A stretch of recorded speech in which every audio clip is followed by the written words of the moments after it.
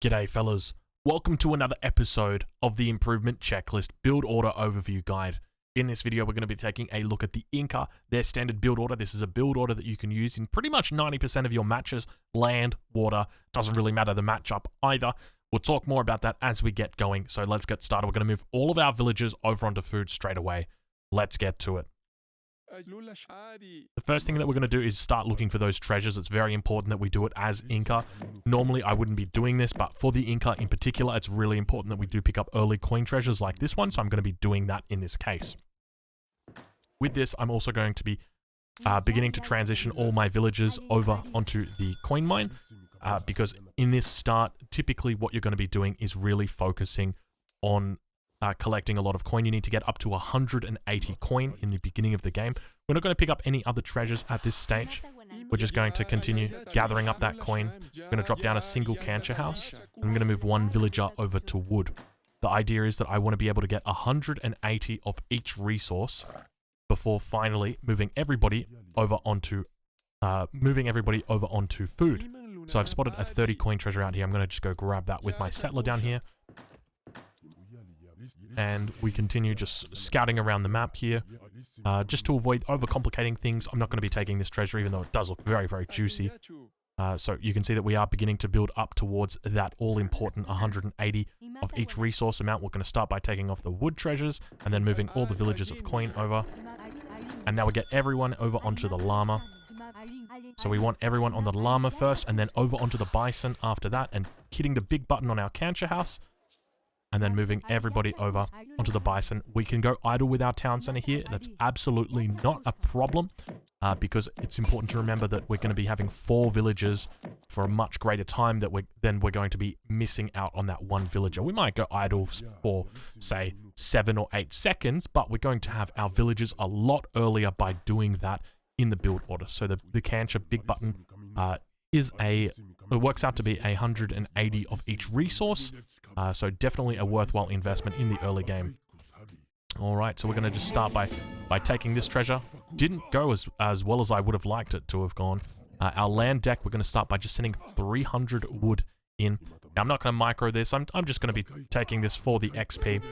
So there's a couple of different build orders that you can do with the Inca. In this specific situation, I think that 300 wood is just the best as a standard build order. It's the best for most situations. There are other options where you can potentially look at doing things like an early exotic hardwoods. That's definitely an option as well. So we're just going to be killing all these bison underneath the town center. Now, when we ship in our 1,000, or when we ship in our 300 wood, we're not going to be gathering this wood up. We're going to just leave it on the ground. We don't want to collect it just yet. We're going to wait for our transition period before we collect it. Now, keep in mind, we've got that single cancher that we've put down. So you can see now that we're heading towards that 3-minute mark. I'm going to cancel this villager here. So we only need the 15 villagers to go up. And then when we go up, we're going to be going up with the chief. Now, there's a couple different ways that you can do this, okay? So moving everybody now over onto wood. And we're going to be dropping down some canchers in the transition period. So I'm using one villager on each of these bad boys to collect it, and then moving them over onto wood as well. Now, when it comes to positioning your canchers, typically you want to be doing it at the sides of your base or at the front of your base, just like this. So with our explorer, what we're going to be doing is dropping down a forward trading post or a forward tambo. Now, I didn't pick up this treasure because I want to show you guys that it is possible to do without, the larger treasures as well. I don't want to really impact on the build order, so that's what we're gonna avoid doing that. And now moving down to this tambo here, we're not going to use any shipment in. We're going to wait for the second age once that comes in. So dropping down our tambo in a location in the middle of the map. Now, keep in mind you can do it on a native trading post. It's normally best to do it on something like this so that you get the XP in as well. And then from here, beginning to transition over onto a combination of food as well as onto wood as well. So just a few villages, not a huge amount. Begin herding as well, and potentially dropping down just another cancher so you've got 4 canchers. So the idea is that when it gets to the second age, what we're going to be doing is we're really going to be focusing on booming at the same time as making units. So now that we've got our tambo down. We change the shipment point to this forward location here. Out pop our builder travois, and we're going to drop down 1 and 2 next to each other. We're going to send in 600 wood from the home city. We've got a chasqui that we've also got, so we'll go send him. We'll just do some shift clicks around the map, just like that. We're going to drop down another cancher. We're going to send our 600 wood back home, so make sure that you fix that up so that it doesn't go to the forward base. Nothing more embarrassing than sending resource crates to the forward base. It feels bad, man, when that happens. And then beginning to transition more villagers over onto wood, over onto food rather. And now we're going to start off just by training some spearmen. That's going to be our first shipment. And our second shipment after that is going to be another 600 wood. So going back to back, more and more wood. And we're just training more plumed spearmen at the moment. Now keep in mind, you want to avoid going idle and under all circumstances after the very beginning of the game. And continuing, you're just going to be pumping out plumed spearmen, even if it's just 2 or 3 at the beginning. It doesn't really matter. It's not a particularly big issue. The idea is that you're just sort of, you're just gathering up. You've got these out at the front, and that's what really matters. And then dropping down cancher houses back in the base. So now you can see we've got 10 cancher houses up. We're looking very, very healthy when it comes to that. Training another villager here. Train some more plumed spearmen. Now keep in mind your opponent, if they're trying to push this, you can prioritize spearmen or bowmen a little bit more than what you normally would. And so now we've got that next shipment in. Now take a look just how much we're focusing on collecting wood here. So now we're going to be sending in chicha brewing after this. We're going to be moving everybody over onto food. Going to be sending all of our villagers out and training more plumed spearmen at the moment. Once again, keep in mind, you can do it however you like, whether you want to go more bowman heavy, anything like that. And now dropping down the rest of our canchers. So this is going to be our final canchers. So we're hitting max canchers about 6 minutes 30. That's 13 out of 13 cancher. So not too bad, not too bad.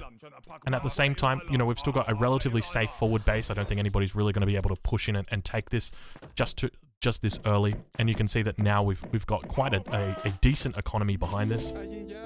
Gonna make sure that we've got some villagers over on wood just in the meantime. We've now got chicha brewing sent in from the home city. Now, you don't have to send a chicha brewing in this early. You can save chicha brewing and send it in a little bit later, and you can send in another 600 wood. You can keep sending in those 600 woods over and over and over and over again and just keep making more and more units. So in this situation, I'm not going to be doing that. So I'm going to be transitioning a few more villagers over onto wood, just so that I've got a bit more of an income. But keep in mind that when it comes to the early game and the income that the Inca actually get, it's very, very significant. So now from here, you can send in unit shipments, or you can go for a fattened llama shipment.